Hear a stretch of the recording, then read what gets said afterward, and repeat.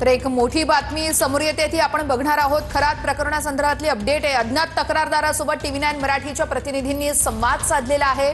बोंधू खरातनं जासूदला 5 कोटींना फसवल्याचं अज्ञात तक्रारदारानं म्हटलंय। खोट्या विधी दाखवून जासूदला जाळ्यात अडकवल्याचं देखील या तक्रारदारानं म्हटलंय। नकली साप आणून 20 ते 25 मिनिटं खांद्यावर खेळवायचा असंही यावेळेस खरातच्या विरोधात तक्रारदारानं म्हटलेलं आहे। खरात प्रकरणातली सगळ्यात मोठी बातमी म्हणावी लागेल। अज्ञात तक्रारदारासोबत TV9 मराठीच्या प्रतिनिधींनी संवाद साधलाय आणि खरातनं जासूदला 5 कोटींना फसवल्याचं तक्रारदार म्हणतोय। आपण ही ऑडिओ क्लिप ऐकूयात। नेमकं काय म्हटलंय, काय संवाद झालाय बघूया।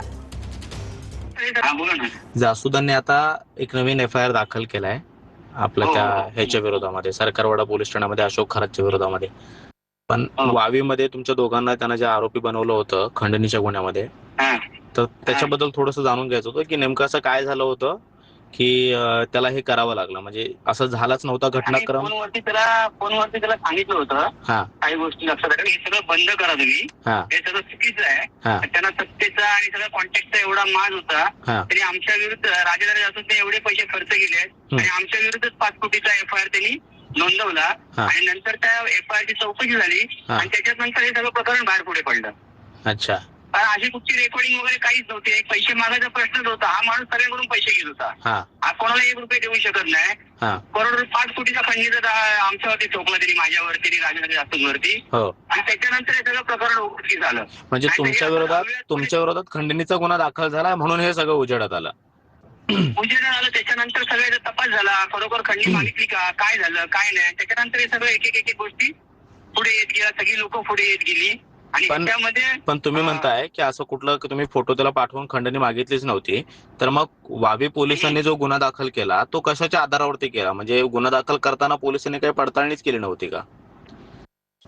नाही, त्याला त्याला जेव्हा मी सांगितलं नाही सगळं तुझं बंद कर म्हणून, तर त्यांचं तिकडे पोलीस स्टेशन मध्ये खूप वजन होतं, कारण लोकांना माहिती नाही ना तोपर्यंत की हा कोण आहे, काय आहे, म्हणजे कोण आहे हे माहिती आहे ना, आम्ही कोण आहे हे माहिती नाही ना लोकांना। लोकांना वाटलं आम्ही खंडणी मागितली असेल, आम्ही त्यांना ब्लॅकमेल करतो, पण अशी परिस्थिती नव्हती खरी, म्हणजे समजलं की नाही। आणि त्याच्यानंतर मग सगळ्या पुढच्या गोष्टी एक एक उलगडत गेल्या। माझं म्हणणं आहे की पोलीस जेव्हा एखादी तक्रार प्राप्त होते तेव्हा ती पडताळणी करतात की खरोखर असं झालेलं आहे का, आणि मग गुन्हा दाखल करतात। मग अशोक खरातच्या प्रकरणा वेळेला पोलिसांनी तसं केलं नाही असं म्हणायचं तुम्हाला? त्यांनी एक रेकॉर्डिंग दिली होती माझी, ओके, की मी हे मागतोय म्हणून, खंडणी मागतोय अशी, त्याच्यामध्ये पैशाचा कुठेही उल्लेख नव्हता। अच्छा, पैशाचा कुठेही उल्लेख नव्हता। मी क्लिअर कट त्यांना बोलतोय की हे सगळं तुमचं, हे सगळं आहे, हे बंद करा, राजेंद्र जासूदची फसवणूक बंद करा, हे सगळं रेकॉर्डिंग मध्ये आहे। पैसे मागतोय किंवा राजेंद्र जासूद पैशाला ब्लॅकमेल करतोय, आम्ही ब्लॅकमेल करतोय, खंडणी मागतोय असं, कारण आमच्याकडून पैसे ते घेतलेले, तो आम्हाला काय पैसे देणार? अजून एक मला विचारायचं आहे, म्हणजे जवळपास 21 देश तो राजेंद्र जासूद यांच्या पैशातून फिरला असं FIR मध्ये म्हटलेलं आहे जासूदांनी, तर त्याच्यासोबत प्रत्येक वेळेला जासूद स्वतः जायचे की फक्त खर्च करायचे?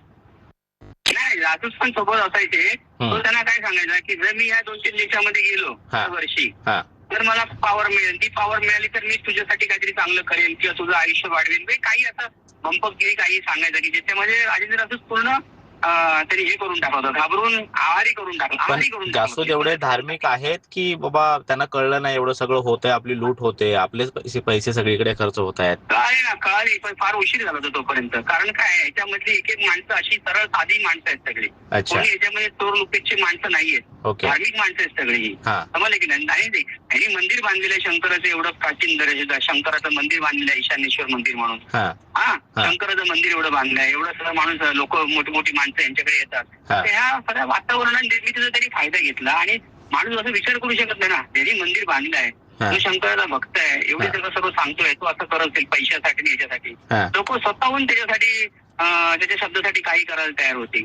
अच्छा, ईशानेश्वर मंदिराचं जेव्हा बांधकाम झालं तेव्हा जासूदांची आणि अशोक खरातची ओळख होती? नाही, ते नव्हती। 18 मध्ये जासूद आले, 18 मध्ये, 2018 मध्ये। अच्छा, ओके, मंदिर बांधले गेले 2010 मध्ये। बरं, त्यांनी असं म्हटलं FIR मध्ये जासूदांनी की तुमच्या संपर्कात आल्यानंतर तुम्ही त्यांना सांगितलं होतं की असं एक प्राचीन मंदिर आहे। ते काय माझ्या संपर्कात आले मुंबईमध्ये, बोलतो की मी शिर्डीला जाताना असं असं मंदिर आहे, ईशानेश्वर मंदिर, तिथे मी जातो, तिकडचे गुरुजी आहेत। मग नंतर त्यांचा संपर्क वाढला। तुम्ही खरातकडे कधीपासून यायचा? माझी खरंच ती कैलास मानस सरोवरला भेट झाली 2011 मध्ये केसरी टूर मधून मी गेलो होतो मुंबईतून कैलास मानस सरोवरला. तेव्हा हे नाशिक मधून तिकडून आले होते. ओके.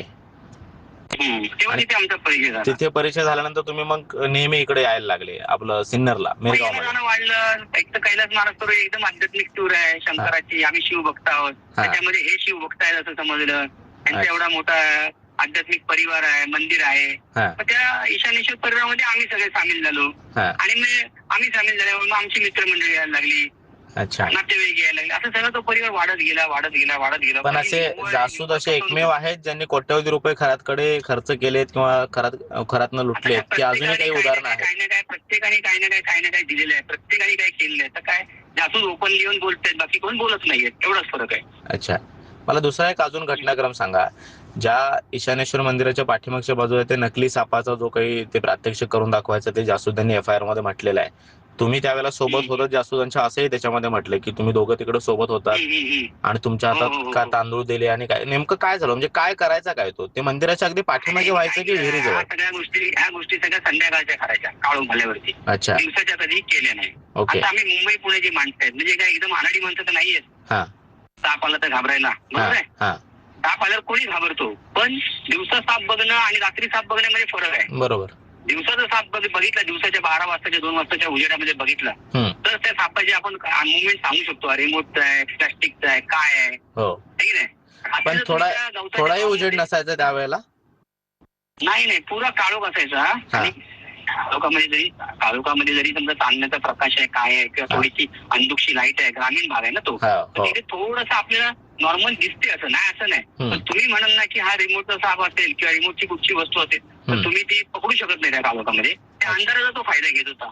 मग काय करायचं म्हणजे त्यांना जासूदांनी सांगितलंय पण तरी सुद्धा म्हणजे आणायचा साप उभा करायचा. आता शक्ती आलेली आहे, आता तुझे काय प्रश्न असतील तर विचार. मग त्यांचा प्रश्न असायचा माझ्या आजोबांची तब्येत ठीक राहून दे, आमचं सगळं व्यवस्थित होऊन दे, बिझनेस मध्ये प्रॉब्लेम सॉल्व्ह होऊन दे, हेच प्रश्न बाकी काय. आणि त्याचा हा गैरफायदा घ्यायचा नंतर त्याच्यातून पैसे उकळायचा. आणि किती वेळ हा साप समोर ठेवायचा? 15 मिनिटं, 20 मिनिटं, अर्धा तास. बापरे एवढा वेळ? साप होता ठेवायला काय 10-15 मिनिटं आराम मध्ये काढायचा साप ठेवायचा. अच्छा. तिकडून फिरवायचा, आपल्या अंगावरती आणायचा, स्वतःच्या अंगावरती आणायचा, पळापळ करायचा, माणूस घाबरून जायचा. आता काय झालं, ही लोक फसली कशी सगळी? ही सापामुळे फसली, त्यांच्या भविष्यामुळे नाही फसली. ओके. साप बघितल्यामुळे काय झालं की खरोखर यांच्याकडे काहीतरी मोठी विद्या आहे. अच्छा. आता हे बघितल्यावरती त्यांचे जे काही छोटे मोठे लूप होल्स होते ते बघायची माणसाची मानसिकता हरवून गेली. बरोबर. म्हणजे गॉड असं झालं. आता तुम्हाला मी तुमचा समजा साप दाखवला काढून 2 मिनिटं तुमच्या समोर उभा केला आणि तुम्ही ते बघितलं तर माझ्याकडे बघायचा तुमचा दृष्टिकोन पूर्ण चेंज झाला. माणूस नसून काहीतरी दैवी शक्ती आहे. म्हणजे ईशानेश्वर मंदिरात येणारा प्रत्येक जो काही भाविक म्हणून असायचा तो फक्त या सापाच्या खेळाला बळी पडला. सापाच्या खेळाला बळी पडला. काही गोष्टी मागच्या थोड्या बहुत 10 मधल्या 4 सांगायच्या पण साप आहे ना त्यांनी सगळ्यांना दाखवलेला नाही. साप फक्त जे मोठमोठे हे आहेत लोक आहेत. अच्छा. ज्यांच्याकडे जास्त पैसे काढता येतील अशा लोकांशी पैसे काढ किंवा त्यांनी माणूस चेक केलाय त्यांनी की हा एकदम भोळा बाबडा आहे. अच्छा. पैशाच नाही, भोळा बाबडी माणसं जी साधी माणसं आहेत त्याच्यामध्ये ना जास्त ती आध्यात्मिक माणसं आहेत, आहारी आहेत, त्या लोकांना त्यांनी हे केलंय. एकदम जर कोण चतुर वाटला त्याला. मग हे सापाचा खेळ आता एवढे राजकारणी यायचे तर त्यांच्यापैकी कोणी सापाचा खेळ पाहिला म्हणजे कोणी होतं? त्यावेळी तरी तो जेव्हा राजकारणी आले किंवा तेव्हा त्या लोकांनी आम्हाला नाही उभं केलं. कुठच्याही राजकारण्याबरोबर आमचा कधी त्याचा हे नाहीये, फोटो नाहीये. म्हणजे एकनाथ शिंदे येऊन गेले, केसरकर कोणी येऊन गेले तर त्यावेळी त्यांच्या वेळेला कधी आम्हाला तरी उभं केलं. कसा करायचा? तोडून टाकायचा ग्रुप. अच्छा. समज ना, सगळे सूत्र स्वतः हातात ठेवायचा, ग्रुप तोडून टाकायचा. ही गोष्ट इकडची तिकडे नाही समजली, तिकडची इकडे नाही समजली. आता राजेश जाधवला काय सांगितलं होतं, तू पैशाचा व्यवहार दिनेश बरोबर बोलायचा नाही. माझी त्याची मैत्री होती बरोबर आहे. आता राजेंद्र राजूला काय सांगितलं, हे जर तू केलेलं गुप्तदान समजलं तर त्याचा तुला फायदा होणार नाही. ओके. अच्छा. व्यवहारामध्ये पण जासूदांनी हे तुम्हाला कधी सांगितलं की बाबा एवढे पैसे मी खरातला दिलेले आहेत किंवा एवढी लूट झाली माझी? नाही, जासूदला मी सांगितलं की हे सगळं चाललंय ना, हे बरोबर नाहीये, हे फसगत आहे. आणि शेवटी माणूस एकदा ना काहीतरी समजते ना, हे कुठे ना कुठेतरी माणसाला जाणीव होतेच ना. सगळा कामधंदा सोडून आम्ही त्याच्या बरोबर आहे तर शेवटी माणसाला जाणीव ही होतेच ना की आपण कुठेतरी फसतोय. फॅमिली सांगते काय चाललंय काय नाही. पण या सगळ्या भोंदूगिरीच्या बरोबर जे काही लैंगिक अत्याचाराचे व्हिडिओ समोर आले किंवा जो काही प्रकार समोर आला तो तुमच्या त्या खंडणीच्या प्रकरणावेळेला कसा समोर आला, म्हणजे काय असं निघालं की ज्यामुळे हे सगळं याचं उघड पडलं? नाही, खंडणीच्या प्रकरणानंतर आहे ना हा प्रकार लोकांना माहिती होतं की हा माणूस हे माणसाने एवढी मदत करून एवढं मंदिरासाठी करून त्यांच्यावरतीच त्यांनी FIR दाखल केला की नाही. आणि त्याच्यानंतर मग नीरज जाधव पुढे आला. ओके.